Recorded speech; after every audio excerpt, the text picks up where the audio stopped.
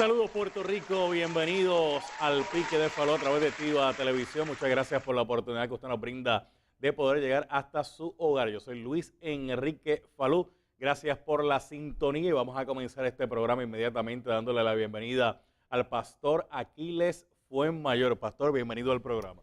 Buenas, saludo a toda la audiencia, Falú, Dios te bendiga, y a todos los panelistas que me van a acompañar hoy también, que Dios les bendiga. Un saludo muy especial y les dejo una palabra que dice: busca la paz y síguela, porque en la paz de la ciudad tendremos nosotros paz. Vamos a hablar de la lamentable tragedia que ocurrió en una discoteca en Orlando, Florida, donde 50 personas perdieron la vida, 49 personas que estaban disfrutando de una noche, de un jolgorio, ¿verdad? Una fiesta latina, y llega este individuo y abre fuego contra estos 49 personas, arrebatándole la vida.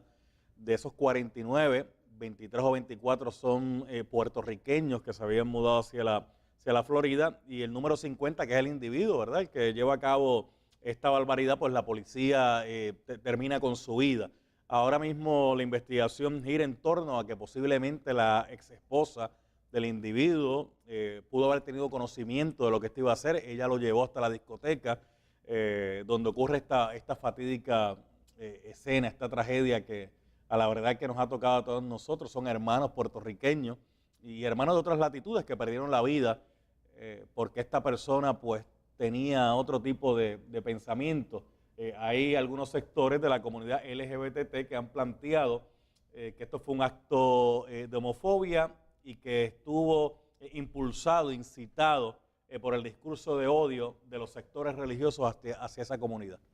En primer lugar, tenemos que mencionar que no solamente fueron boricuas, que hay venezolanos, que hay mexicanos, hay latinos de varias latitudes y personas de otros orígenes. Doloroso por demás, y hacemos eco de una palabra de condolencia, de amor y de consuelo para las familias de quienes han perdido un familiar bajo esta tragédica y fatídica decisión. Por otra parte, siento gran dolor y pena en mi corazón de que ante un momento de tanto dolor se esté manipulando la información para hacer o sacar provecho político, provecho mediático, provecho de opinión pública. Yo creo que no hay peor momento que este para eso.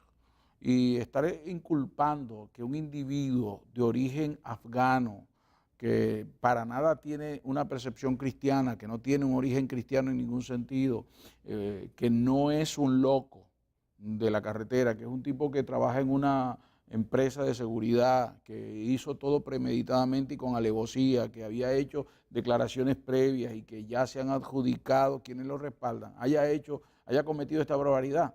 No sé de dónde puede sacarse que alguien, y he escuchado incluso nombres boricuas a los que, personeros del mundo cristiano a los que están comprometiendo. Y yo no entiendo cómo, por ejemplo, Wanda Rolón, la pastora Wanda Rolón, o el pastor Jorge Raskin pueden haber tenido nada que ver con este caballero. Entonces, ese tipo de cosas es preocupante y triste, porque lo que deberíamos en este instante, en el dolor, unirnos alrededor de la pena de estos familiares. Y yo, si en algo puedo serles útil, ayer yo hacía un llamado a que todos aquellos que podamos allá en Orlando y donde se pueda de alguna manera servir como puente para bendecir, para donar sangre, para hacer algún servicio que podamos, debemos hacerlo. Aunque definitivamente este individuo posiblemente no sabe quién es Wanda Rolón o el Rasky o el doctor César Vázquez o cualquier otro dirigente religioso aquí en Puerto Rico, lo cierto es que utilizan esos nombres en el planteamiento de que aquí en la isla ha habido un discurso contra la comunidad LGBT que ellos catalogan que es un discurso de odio. Lo que pasa, Falú, es que hay un gran problema. La gente no entiende que la discrepancia no significa odio. La discrepancia sencillamente es no tener criterios iguales ante una misma opinión. Cuando hay agresiones, violencias y ofensas, estamos hablando de un acto de odio. Pero tú y yo, que somos grandes amigos, podemos tener diferencias. Pero mientras haya un respeto a esa diferencia, donde tú respetes mi espacio, yo respeto el tuyo, eso no necesariamente tiene que ser calificado como odio. Cuando las personas quieren imponerle su criterio a otro, y si tú no aceptas mi criterio, es que tienes una fobia, Entonces ya estamos primero adjudicando una clínica y estamos dando un diagnóstico que no corresponde porque no tienen las calificaciones médicos o médicas para poder hacer ese calificativo. En segundo lugar, el aspecto que estamos tratando de llevar aquí es una confrontación extra, es decir, una situación terrible, dolorosa, la queremos utilizar para aprovechar el momentum y entonces decir que son culpables aquellos o los otros, cuando en realidad lo que deberíamos es estar haciendo una gran reflexión nacional, porque aquí no solamente está envuelto el hecho de que yo pueda estar en contra o no de una práctica o una conducta sexual, aquí hay otras cosas de por medio. Por ejemplo, hubiera sucedido lo mismo si este joven hubiera llevado un bate de béisbol y se hubiera vuelto loco allí y hubiera agredido. Vamos a entrar a eso ya mismito. Vamos a entrar a la discusión del tema de las armas de fuego y lo fácil que es en los Estados Unidos poder obtener un arma de fuego. Pero lo cierto es, yo lo discutí con usted ayer, de que las redes sociales se dividieron en dos bandos.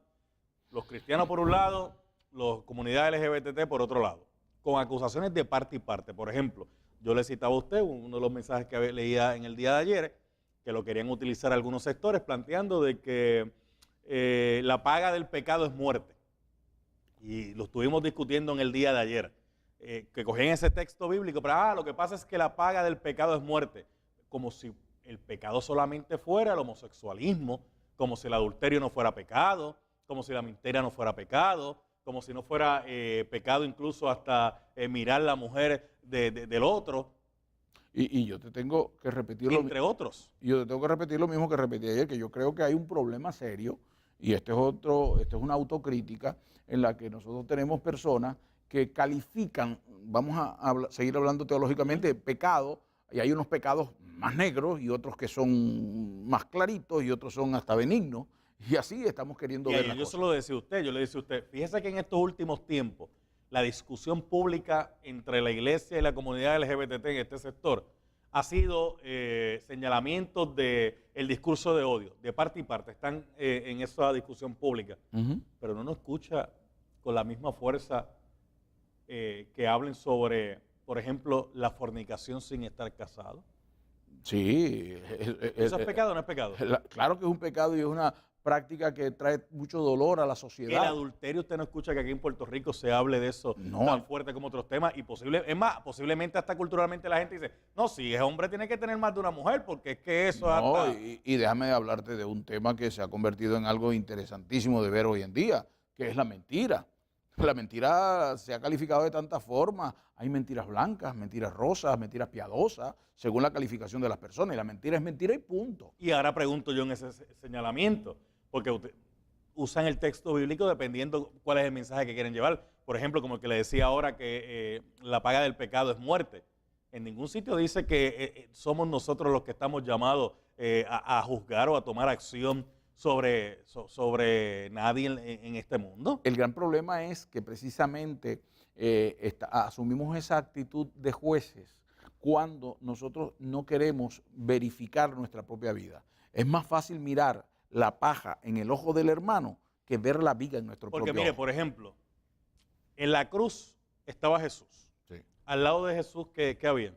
Dos ladrones. Dos ladrones, ¿verdad? En el último momento, uno de esos dos ladrones se arrepintió. ¿Qué pasó? Bueno, que el Señor le dijo, hoy estarás conmigo en el paraíso. Es que todo el mensaje de Jesús, y ayer te hacía una comparación y la vuelvo a hacer hoy porque es muy conocida. Jesús se encuentra con una mujer que es hallada en adulterio.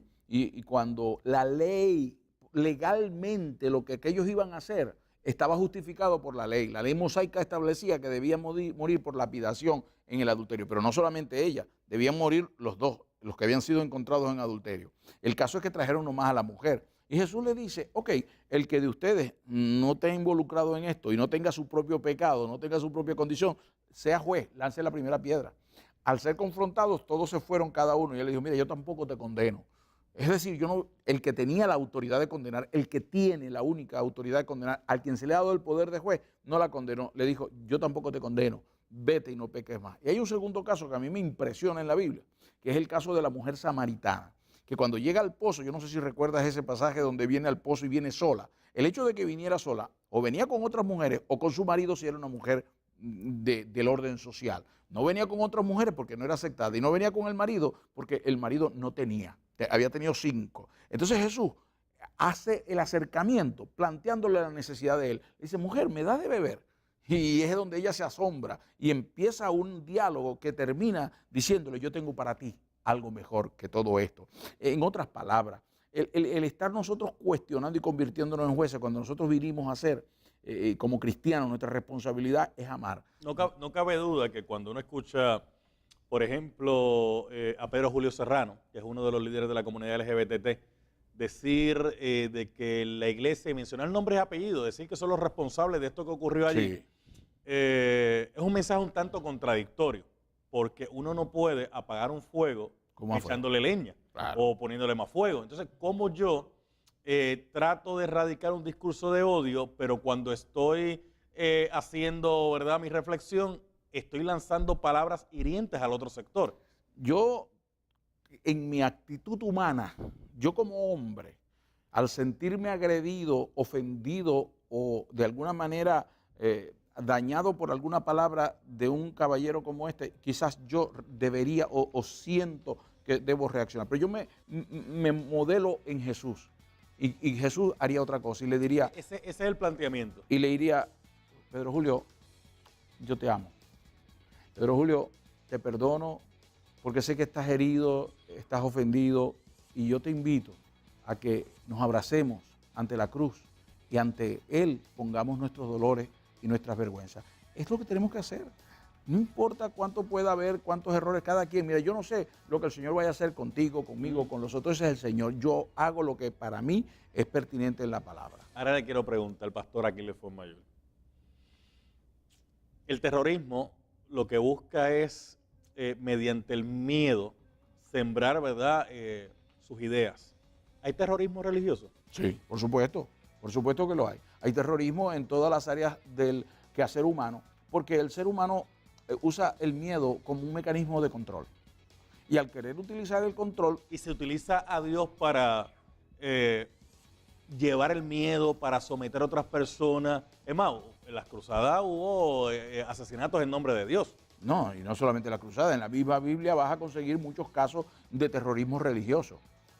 Tengo el caso de Jeremías, por ejemplo, que va a advertir lo que Dios está diciendo y lo que son los líderes del templo le dan 4 palos y lo meten en un hoyo. O sea, estamos hablando de que eso siempre ha existido, porque es que el hombre quiere tener control sobre el hombre.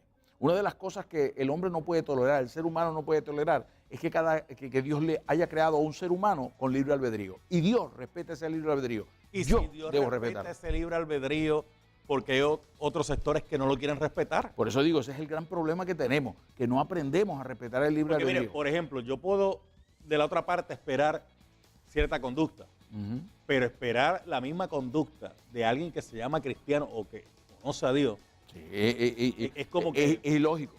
Es ilógico, incongruente, porque si yo represento un estilo distinto de hacer las cosas, yo tengo que actuar de esa forma distinta. Si yo creo y no vivo lo que creo que creo, no lo creo. Yo creo que tengo que hacer una pausa. Regresamos en breve.